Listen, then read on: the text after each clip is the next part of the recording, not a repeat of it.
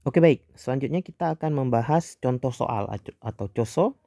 Nah, kasus roller coaster. Nah, misalnya ketika roller coaster melewati lintasan yang melingkar seperti ini, bagaimana gaya normal yang dirasakan? Nah, tentu roller coaster ini kan dia bisa melewati lintasan melingkar ini nggak diikat dengan tali ya. Jadi berbeda dengan kasus benda yang kita putar tadi. Kalau benda yang kita putar tadi, dia bisa tetap berada pada lintasan yang melingkar karena ada tali atau gaya tegangan tali. Nah, ini dia bisa berada pada lintasan yang melingkar karena ditahan oleh eh, apa namanya lintasannya ya, lintasannya. Jadi bendanya karena nyentuh lintasan. Jadi misal kita langsung ke contohnya, pada keadaan ini gambarnya lebih kurang seperti inilah ya.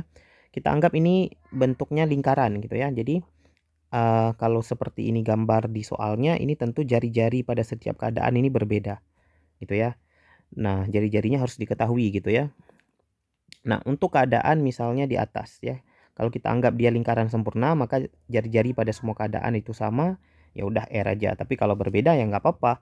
Nanti pada setiap keadaan jari-jarinya berbeda ya kita gunakan nilai jari-jari pada keadaan itu. Nah, anggap aja sekarang bendanya atau roller coasternya sedang berada di atas. Nah, gaya yang bekerja pada roller coaster ini ke bawah ada gaya berat. Nah, karena dia menyentuh lintasannya di atas, maka gaya normalnya ke bawah kan teman-teman. Ingat gaya normal itu tegak lurus dengan lintasan yang disentuh ya. Roller coasternya ada di bawah, lintasannya ada di atas, gaya normalnya berarti ke bawah.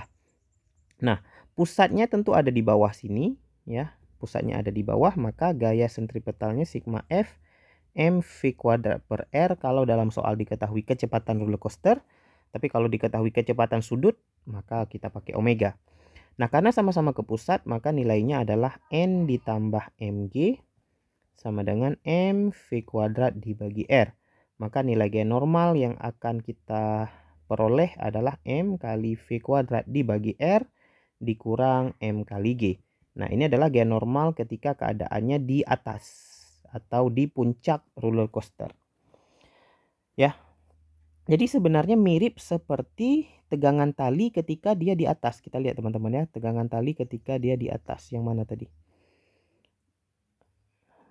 Nah, ini dia ya. Nilainya yang ini nih. Ketika dia ada di atas. mv kuadrat per R kurang mg. Ini juga sama, mv kuadrat per R kurang mg.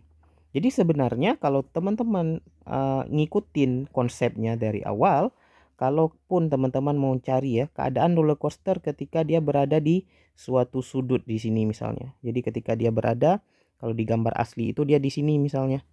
Ya, ini pusatnya. Nah, dia berada pada suatu sudut gitu ya. Berada pada suatu sudut theta. Nah, ini nilainya akan sama, nilai n-nya akan sama seperti nilai t ketika dia membentuk suatu sudut theta tadi yang atas ini. Nah, yang mana nih? Ah, yang ini ya. Akan sama dengan yang ini. Ya, begitu juga ketika dia di bawah atau ketika dia membentuk sudut di kiri, di kanan. Nah, jadi mau gaya normal atau gaya tegangan tali sebenarnya cara carinya sama. Gitu ya teman-teman ya. Jadi nggak ada alasan untuk susah roller coaster ini ya, sebenarnya sama aja dengan ketika kita putar latu-latu, itu konsepnya sama.